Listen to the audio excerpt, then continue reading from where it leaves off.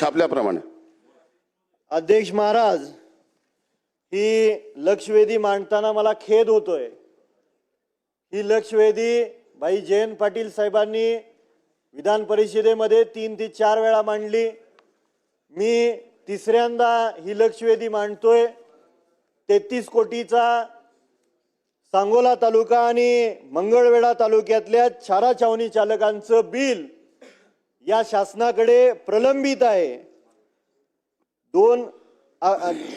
सन्माननीय जयंत पाटील साहेबांनी तत्कालीन मदत व पुनर्वसन मंत्री अनिल पाटील साहेबांच्या दालनात चारा छावणी चालकांसोबत 11 ऑक्टोबर 2023 रोजी बैठक आयोजित केली आणि मंत्री महोदयांनी कागदपत्राची छाननी करण्याकरता उपायुक्त पुरवठा विभाग पुणे यांची नेमणूक करून सुनावणी घेतली आणि सुनावणीचा अहवाल मंत्रिमंडळाच्या उपसमिती समोर 1 जुलै घेऊन अनुदान वितरित करावे असा निर्देश दिला.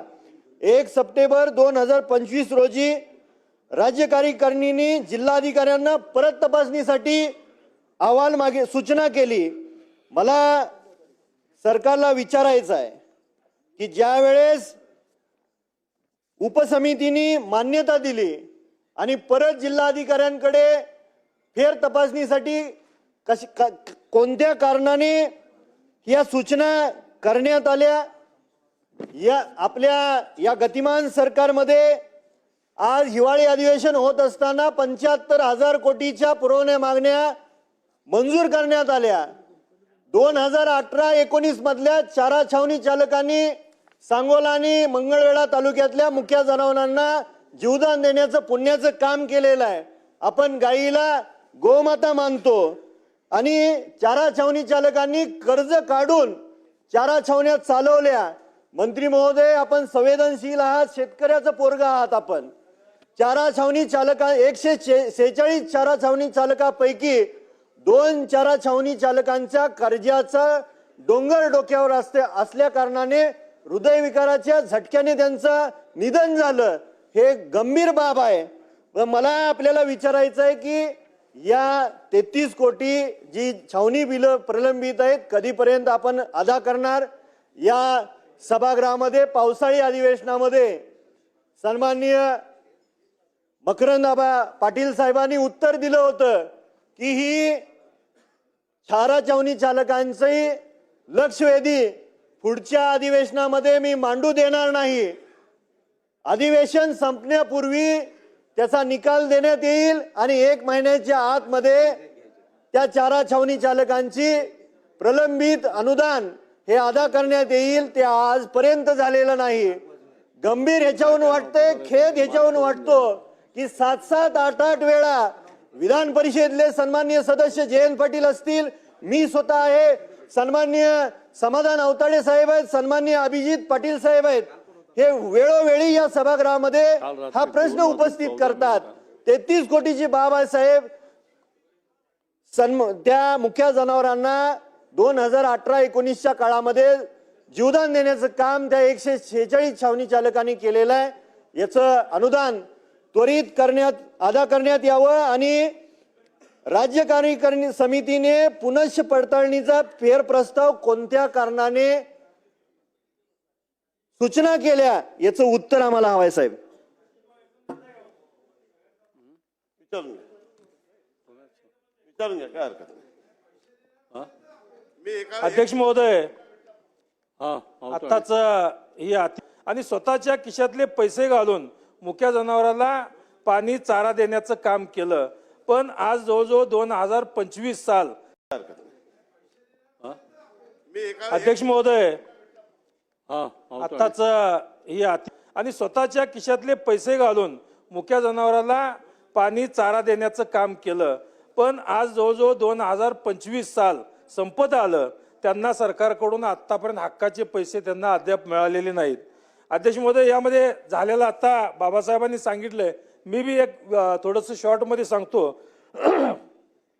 मागे 11 ऑक्टोबर 2023ला बैठक झाली, तेव्हा मंत्र्यांनी सांगितलं कागदपत्रात काहीतरी चुका असतील तर त्या दुरुस्त करा.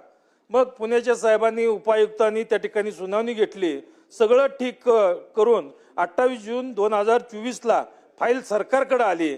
त्यानंतर 1 जुलै 2024ला मंत्रिमंडळाच्या समितीने याला मंजुरी पण दिली. राज्य आपत्तीच्या निधीतून पैसे द्यायचंही ठरलं. पण अध्यक्ष महोदय आकडे बघा, सांगोल्याला जवळजवळ 20 कोटी 86 लाख आणि मंगळवेढ्याला 12 कोटी 7 लाख असं देणे बाकी आहे असं ठरवण्यात आलं. पण अध्यक्ष महोदय खरी गोम यामध्येच आहे की सगळं ठरल्यावर 1 सप्टेंबर 2025ला परत एकदा समितीची बैठक झाली आणि त्यांनी काय सांगितलं तर म्हणे जिल्हाधिकाऱ्याकडून परत एकदा तपासणी करून घ्या. तर अध्यक्ष महाराज हा प्रकार काय आहे? एकदा तपासणी झाली, मंत्र्यांनी मंजुरी दिली, तरी परत तपासणी का? जिल्हाधिकाऱ्यांनी प्रस्ताव पाठवला पण राज्य समिती त्यावर काहीच निर्णय घेत नाही, नुसती फाईल इकडून तिकडं फिरते. म्हणून अध्यक्ष महोदय माझी सरकारला या निमित्तानं कळकळीची विनंती आहे की चारा छावणी चालकांचा आता धीर सुटत चाललाय, त्यांच्या मनात आता संताप वाढत चाललाय. ते लोक श्रीमंत नाहीत अध्यक्ष महोदय, त्यांनी व्याजाने पैसे काढून जनावरे जगवले आहेत. त्यामुळे आता तपासणीचा खेळ खेळू नये आणि ही फेर तपासणी रद्द करून मंगळवेढा आणि सांगोला या छावणी चालकाचा जो 32-33 कोटी रुपये या ठिकाणी जो त्यांची बिल आहेत हे तातडीनं शासनाने द्यावं. आणि अध्यक्ष महोदय खरं म्हणजे मंत्री महोदयांना या निमित्तानं सांगायचं आहे, मला ते सनी देओलची या निमित्तानं आठवण येते आहे. सनी देओलचा डायलॉग त्या निमित्तानं सुधीर भाऊ तोही येतोय. ते सनी देओलनी सांगितलं कोर्टात, तारीख पे तारीख, तारीख पे तारीख, तारीख पे तारीख, मिलॉर्ड मंत्री पर तारीख मिलती रही लेकिन इंसाफ नहीं मिलता रहा. तो अध्यक्ष महोदय मला या निमित्तानं मंत्री महोदय फक्त आता तारीख नको, या चारा छावणी चालकांना आपण या निमित्तानं कधी देयक अदा करणार आहेत आणि हा फाईल फिरवाफिरवीचा खेळ बंद करून जिल्हाधिकारी सोलापूर यांनी सादर केलेला प्रस्ताव हा कार्यकारी समितीच्या बैठकीत सादर करून पॉझिटिव्ह निर्णय कोणत्या तारखेपर्यंत घेणार आहे ही तारीख आपण फिक्स द्यावी ही विनंती. माननीय अध्यक्ष महोदय, एक अतिशय महत्त्वाच्या विषयावर सन्माननीय सदस्यांनी या ठिकाणी लक्षवेधी मांडली आणि वारंवार लक्षवेधीच्या या आयुधाचा त्यांना वापर करावा लागत आहे. खरं म्हणजे लक्षवेधी ही नुकतीच घडलेल्या घटनेच्या संदर्भात पाहिजे, परंतु सदस्याला न्याय मिळाला नाही म्हणून वारंवार सभागृहाचा वेळ त्यांना घ्यावा लागतो आणि त्यांचा जो लक्षवेधीचा आयुध आहे तो त्यांना यामुळे तो आयुध देखील संपुष्टात येतो, त्यांचा जो अधिकार आहे. माननीय अध्यक्ष महोदय, शासन काही या पैसे देण्यामध्ये नकार नाही आहे. फक्त एक अडचण याच्यामध्ये एवढी होती की आपत्ती व्यवस्थापन जो कायदा आहे त्याच्यातले जो नियम आहे त्यामध्ये हा निर्णय घेण्याचा अधिकार राज्य कार्यकारी समितीला आहे. राज्य कार्यकारिणीने शिफारस केली तर सरकार लगेच पैसे देईल, त्याला काही अडचण नव्हती. परंतु राज्य कार्यकारी समितीचा जर पूर्ण मी सिक्वेन्स ऑफ इव्हेंट जेव्हा तपासलं, आता ही व्यवस्था झालेली आहे. पहिली एक त्रुटी काढायची, मग दुसराचा अहवाल मागवायचा, मग तिसराचा अहवाल मागवायचा. जेव्हा उपायुक्तांनी अहवाल दिला तर परत जिल्हाधिकारीचा अहवाल मागण्याची गरज काय होती? पण ठीक आहे, त्यांच्या मनात काही शंका कुशंका असतील तर तिचं समाधानही योग्य होतं. परंतु या प्रकरणामध्ये 2018 पासून प्रचंड विलंब झालेला आहे, ही बाब नाकारता येणार नाही. त्यामुळे आजच्या लक्षवेधीमध्ये कुठल्याही परिस्थितीत पुढचा कुठलाही पत्रव्यवहार न करता काही जर शंका कुशंका असेल तर आपले मुख्य सचिव यांच्या अध्यक्षतेखाली राज्य कार्यकारी समिती आहे.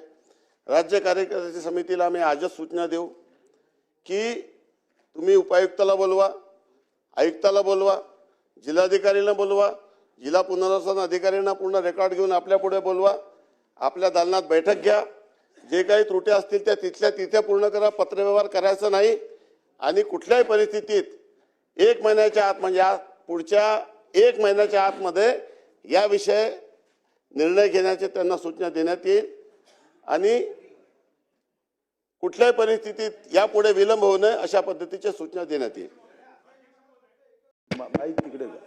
अध्यक्ष महाराज, अतिशय आमचे मित्र अभ्यासू आहे. या तुमच्या आश्वासनाचा अर्थ पुन्हा एकदा त्या समितीच्या माध्यमातून नकारात्मक निघू नये. सोलापूर जिल्हा भगवान विठ्ठलाचा जिल्हा आहे.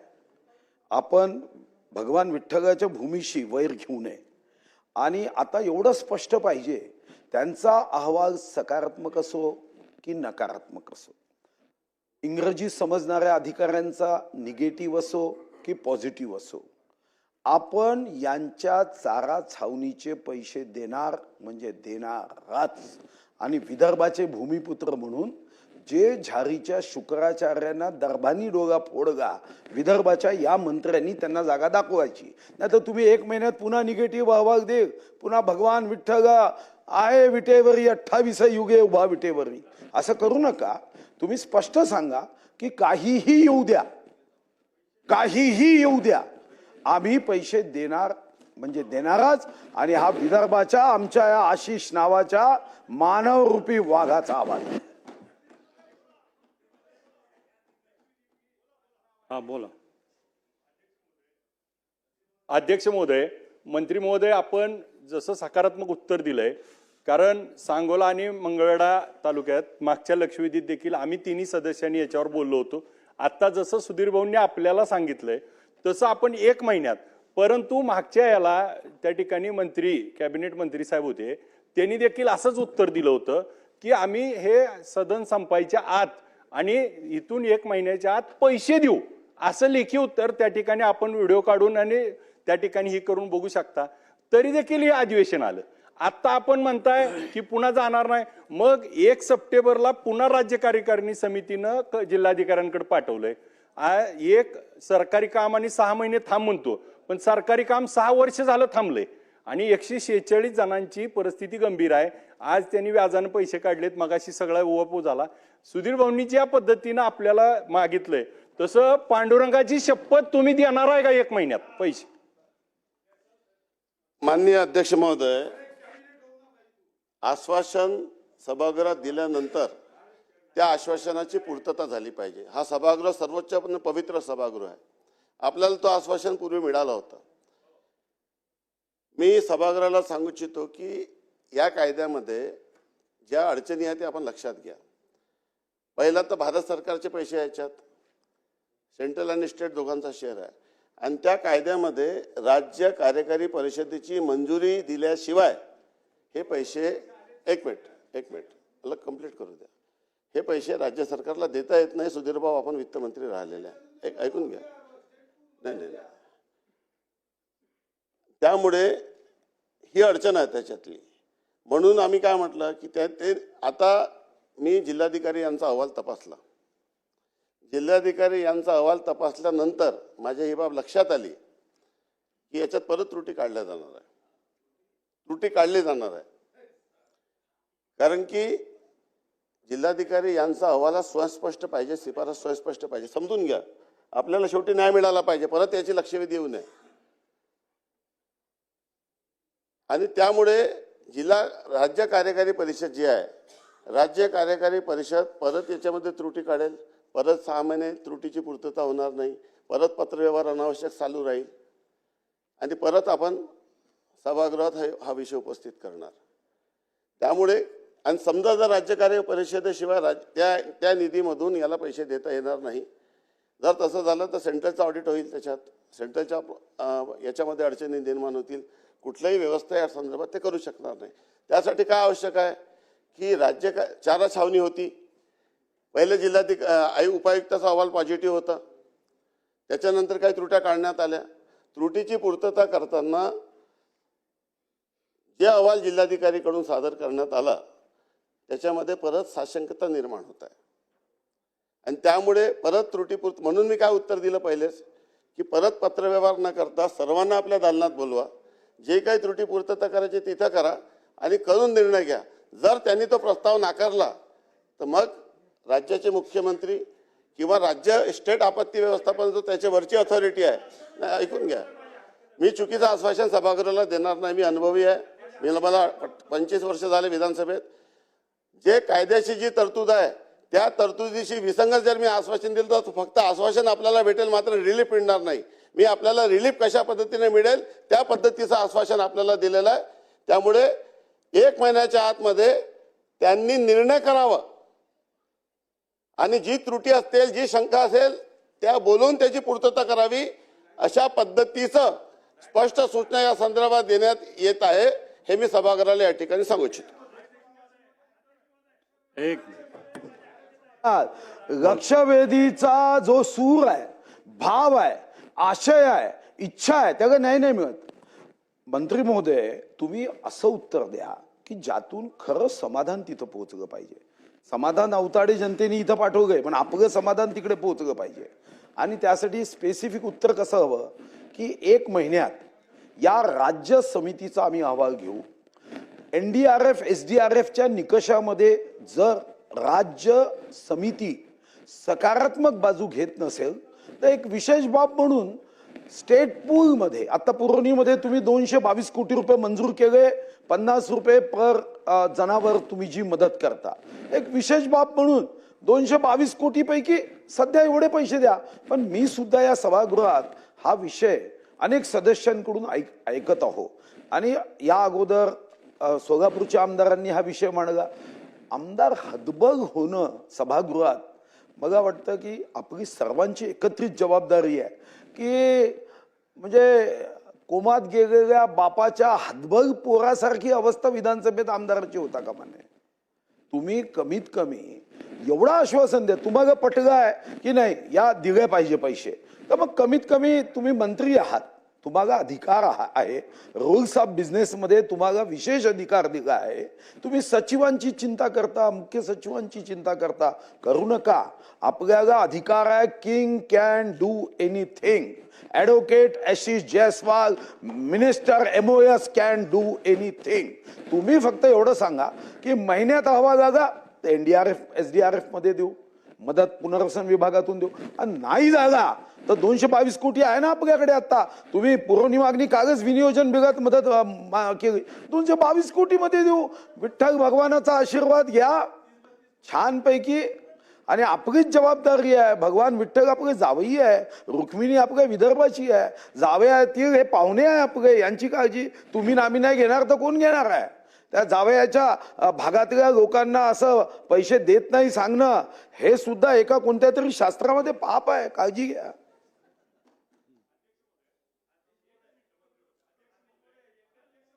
ऐका ना अध्यक्ष महोदय, आपण आपला विषय ऐका ना, फक्त विस्तारपूर्वक आता मांडलेला आहे. त्यांनी जे उत्तर दिलंय ना अध्यक्ष महोदय, मंत्री महोदय पहिल्यांदा उत्तर देताना काय म्हणले, 1 महिन्यात हा विषय निकाली काढू, आणि परत ज्यावेळेस पांडुरंगाची विठ्ठलाची शपथ आहे म्हणलं त्यावेळेस म्हणले तपासतो. आणि मग आमचं ऐका, आमचं मंत्री महोदय आक्षेप उत्तराला आमचं ऐका, तुम्ही ऐका ना, आमचं उत्तर माझं ऐकून घ्या. घेऊ नका. माझं जे मी आक्षेप- बोललो नाही ते शब्द आपल्या तोंडातून काढू नका. नाही, आमचं म्हणणं ऐका, आमचं म्हणणं ऐका. आमचं म्हणणं काय माहितीये का, आमचं म्हणणं असं नाही, आहे, आपलं जे ऐका म्हणणं ना, आहे विषय ते म्हणतोय रेकॉर्डवरून काढण्यात येत 1 महिन्यात 1 महिन्यात आपण पैसे देणार का पैसे. आमचं म्हणणं काय आहे, तुम्ही चौकशी जिल्हाधिकाऱ्याचा आत्ताच तुम्ही बोलला की जिल्हाधिकाऱ्याचा रिपोर्ट तुमच्या बाजूनं नाही असं तुमच्या बोलण्याच्या हावभावावरनं लक्षात येतंय. मग आपण पैसे देणार का. जसं भाऊंनी सांगितलं 220 कोटीतले, अहो एवढे छोटे पैसे आहेत. बरं 20,86,90,593 रुपये, 12,07,50,731 पर्टिक्युलर आकडा आहे. आम्ही काय मोहगम मागतोय का. ह्याची सगळी आलेली आहे. त्या जिओ टॅगिंग होतं सगळं 6 वर्ष झाली आणि किती वेळा अधिवेशनात. आणि आता आपण म्हणले की आम्ही इथं सेक्रेटरीच्या समोर बैठक बोलवतो, सगळ्याला बोलवतो. मग आता परत तीच होणार आहे. मग आमचं फक्त स्पष्ट शब्दात आमची एकच विनंती आहे की तुम्ही 1 महिन्यात पैसे देणार असं आश्वासन थेट द्यावं. व इकडून तिकडून फिरवून आहे ना साहेब. मागच्या अधिवेशनात कॅबिनेट मंत्र्यांनी पण आश्वासन दिलंय पण पूर्ण झालं नाही, म्हणून आम्ही जीव तोडतोय. आमची विनंती आहे 1 महिन्यात पैसे देणार असं स्पष्ट सांगा. नाही थांबा एक मिनिट. अध्यक्ष आपण महोदय, दोघं बोलून चुकला. सभागृहात त्यांच्या दिलेला विषयी लक्षात आलं. आश्वासन हा पूर्ण झाला पाहिजे. पूर्ण न होणारं आश्वासन कृपया आपण घेऊ नका. ही बाब आपण कृपया तपासून घ्या. जे राज्य आपत्ती व्यवस्थापन आहे त्याचे अध्यक्ष माननीय मुख्यमंत्री आहे आणि राज्य कार्यकारी परिषदचे अध्यक्ष हे चीफ सेक्रेटरी आहे. आजतागायत चारा छावणीचे जे पैसे दिले गेले ते पैसे SDRF NDRFच्या जो कॉमन फंड असतो त्या कॉमन फंडमधून दिले जाते. विधानसभेच्या राज्याच्या तिजोरीतून स्वतंत्र पैसे द्यायचे असेल तर त्याला विधानसभेची मंजुरी लागेल, त्याला पुरवणी मागणी आणावी लागेल. जे पुरवणी मागणी झाली आहे त्याच्यातून त्यांना पैसे देता येणार नाही. त्यामुळे आता पुरवणी मागणी यायची असेल तर पुढच्या मार्चमध्ये येईल किंवा अर्थसंकल्पात येईल. समजून घ्या विषय. शेवटी तुम्हाला न्याय मिळाला पाहिजे, माझी देखील भावना आहे. आता मी तुम्हाला जे जिल्हाधिकारीचा अहवाल आहे त्याच्यातील 2 लाईन वाचून दाखवतो. शेवटी जिल्हाधिकाऱ्यांनी काय लिहिलंय की म्हणजे एक तर शंका उपस्थित केली आणि वरून शिफारस काय केली, मागणीनुसार आंदोलनाची मागणी सादर करण्यास संयुक्तिक होणार नाही. समजून घ्या विषय. त्यांनी काही जिओ टॅगिंगच्या संदर्भात प्रश्न उपस्थित केले. जे आकडेवारी आहे ते जे त्याच्या संदर्भामध्ये प्रश्न उपस्थित केले आहे आणि अशा पद्धतीचा प्रस्ताव जर या ठिकाणी सादर केला तर कुठली अथॉरिटी त्याला मान्यता देणार नाही, हे समजून घ्या आपण कृपा करून. शेवटी तुम्हाला रिलीफ मिळाला पाहिजे. त्यांना 1 महिन्याच्या आतमध्ये निर्णय घ्यायला सांगू. त्या निर्णयाच्या संदर्भामध्ये जर अहवाल निगेटिव्ह झाला, त्यांची शंका पूर्तता जे काही त्यांना, हे बघा बाकीचे सर्व पैसे देण्यात आले, फक्त 2च ठिकाणचे पैसे थांबवण्यात आले. बाकीचे पूर्ण रक्कम देण्यात आलेली आहे त्या जिल्ह्याची, इतर तालुक्याची. या 2 तालुक्याची जी वाढीव संख्या आहे, वाढीव संख्येच्या संदर्भामध्ये हा प्रश्न आहे. मूळ जे मंजूर अनुदान होतं त्यांनी हे सरेंडर केलेली रक्कम आहे, पहिले सरेंडर झालेली आहे. हे कृपा सभागृहाच्या सदस्यांनी बाब लक्षात घ्या. आणि त्यामुळे नंतरही वाढीव मागणी आली आणि त्यामुळे वाढीव मागणीवर त्यांनी जे प्रश्न उपस्थित केले त्याचं जर समाधान होऊ शकलं नाही तर राज्य आपत्ती व्यवस्थापन ते पैसे देणार नाही आणि वित्त विभाग देखील हे पैसे आपल्याला देऊ शकणार नाही. आणि त्यामुळे तुमचा आज त्या हृदयविकाराच्या झटक्याने मृत्यू झाला असं आपण सांगितलं. त्यामुळे जर जेवढी त्रुटी आहे, जेवढे शंका आहे, कारण की पहिले उपायुक्त अहवाल पॉझिटिव्ह होता, या संदर्भामध्ये त्यांच्या शंकेचा पूर्ण समाधान होईल अशा पद्धतीचे जिल्हाधिकारी आणि आयुक्तांना सर्व कागदपत्राचा पुरवठा रेकॉर्ड तपासणी करण्यासाठी निर्देश देण्यात येईल.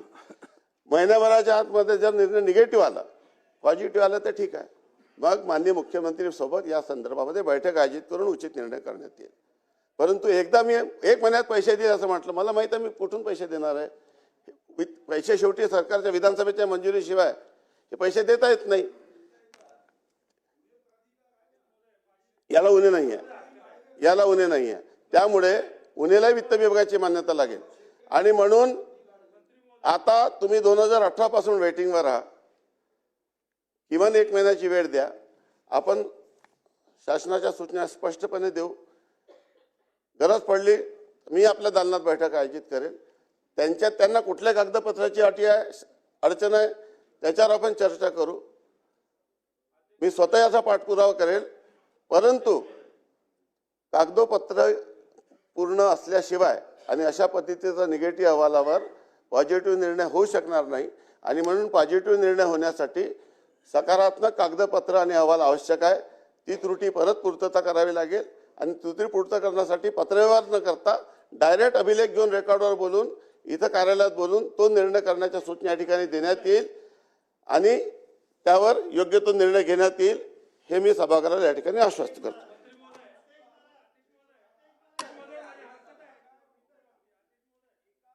चुकार अधिकाऱ्याच्या चुकीचा भोग लोक भोगताय. अनुदान दिल्यावर योग्य वेळी त्यांनी प्रस्ताव पाठवला नाही. त्यांनी प्रस्ताव न पाठवल्याने अनुदान परत आलं आणि त्यानंतर अनुदान परत का केलं अशी विचारणा होऊ नये म्हणून आता ही मनगढत कहाण्या तयार सुरू झाल्या. आता या विधानसभेत इतकेदा ही लक्षवेधी झाली आणि या मनगढत कहाण्यामध्ये म्हणजे अनुदान का वापस पाठवलं तर त्यांनी काम चुकारपणा केला आणि त्यांनी काम चुकारपणा केला म्हणून आता लोकांनी भोगायचं. अध्यक्ष महाराज, ही वाईट परंपरा आहे. म्हणजे तुमचा उपआयुक्त आहे, त्यांनी अहवाल दिला, तो खोटारडा आहे, करता का सस्पेंड, मग त्याला गावता का फासावर, टाचणीने टोचून चौकात मारता का त्याला. हे कोणता शहाणपणा आहे कलेक्टरचा. म्हणजे लोकांचे पैसे मेले, आत्महत्या करायची धमकी देताय, एकाने आत्मदान करण्याची धमकी दिली. काय भगवान विठ्ठलाच्या पावन भूमीत सुद्धा आपण न्याय देऊ शकत नाही, एवढे हतबल झालो आहे. सरकारी अधिकारी आमच्यावर भारी जागे आहे. आम्ही राज्य चालवतो, लोकशाहीमध्ये लोकांचं प्रतिनिधित्व करतो की सरकारी अधिकारी प्रतिनिधित्व करतात. त्यांनी अहवाल द्यायचा कलेक्टरनी अशा पद्धतीचा, कोणी फोनवर उपमुख्यमंत्र्यांना झाडून टाकायचं. काय चालू आहे अध्यक्ष महाराज. असं चालल्याने ना चैन रहेगा महाराष्ट्र में ना सुख रहेगा.